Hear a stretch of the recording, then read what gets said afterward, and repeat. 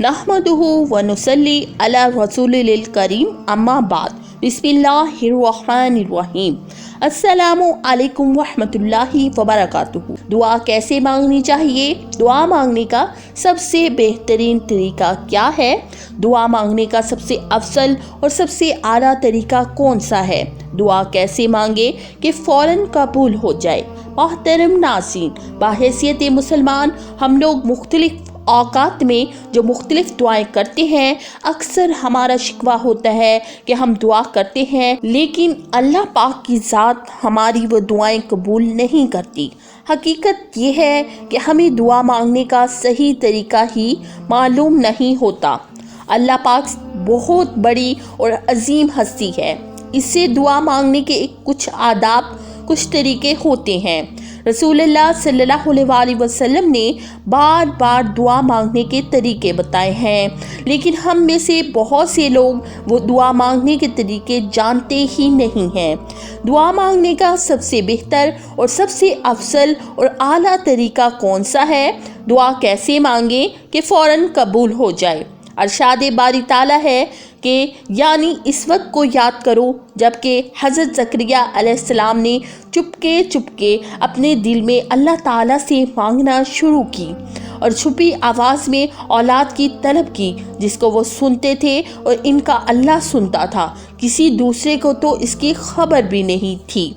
मालूम हुआ कि दुआ मांगने का पहला अदब तो ये है कि आदमी छुप कर आहिस्ता आहिस्ता आवाज़ में अल्लाह से दुआ मांगे और जो कुछ अपने रब से मांग रहे हैं इसका जिक्र किसी से मत किया करें। सबसे पहले बिस्मिल्लाहिर्रहमानिर्रहीम पढ़कर दुआ मांगना शुरू करें। दुआ मांगें लेकिन अपने रब कायनात की रहमतों का और इसके फजल, इसकी रहमत और इसकी दानाई का शुक्रिया अदा नहीं किया तो फिर क्या दुआ मांगी? सबसे पहले अपने रब की वहदानियत का जिक्र करें। इसलिए सबसे आसान तरीन तरीका और सबसे छोटा तरीका ये है कि सबसे पहले सूरत इखलास पढ़नी चाहिए, यानी कि कुल हुवल्लाहु अहद, बिस्मिल्लाहिर्रहमानिर्रहीम, कुल हुवल्लाहु अहद, अल्लाहु समद, लम यलिद वलम यूलद वलम यकुल्लाहु कुफुवन आहद। इस सूरत के अंदर सब कुछ मौजूद है। अल्लाह ताला की हिकमत, वहदानियत, दानाई, रहमत। सबसे पहले ये सूरत पढ़ें। इसके बाद जैसा कि आप जानते हैं खुदा का जिक्र करें, ज़िक्र मुस्तफ़ा ना करें। हमारे मुंह में हो ऐसी ज़ुबान खुदा ना करे।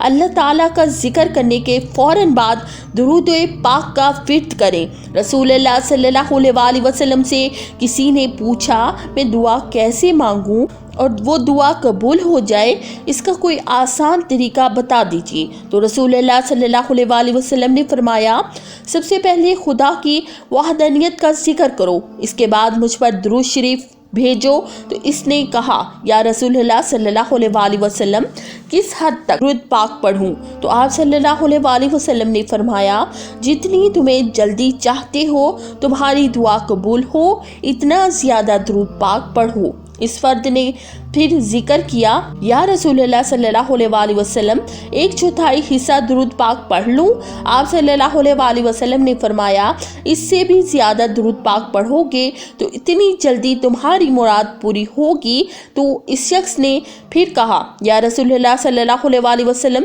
आधा आधा कर लूँ, मतलब आधी दुरूद शरीफ पढ़ लूँ और आधे में अपनी दुआ मांग लूँ?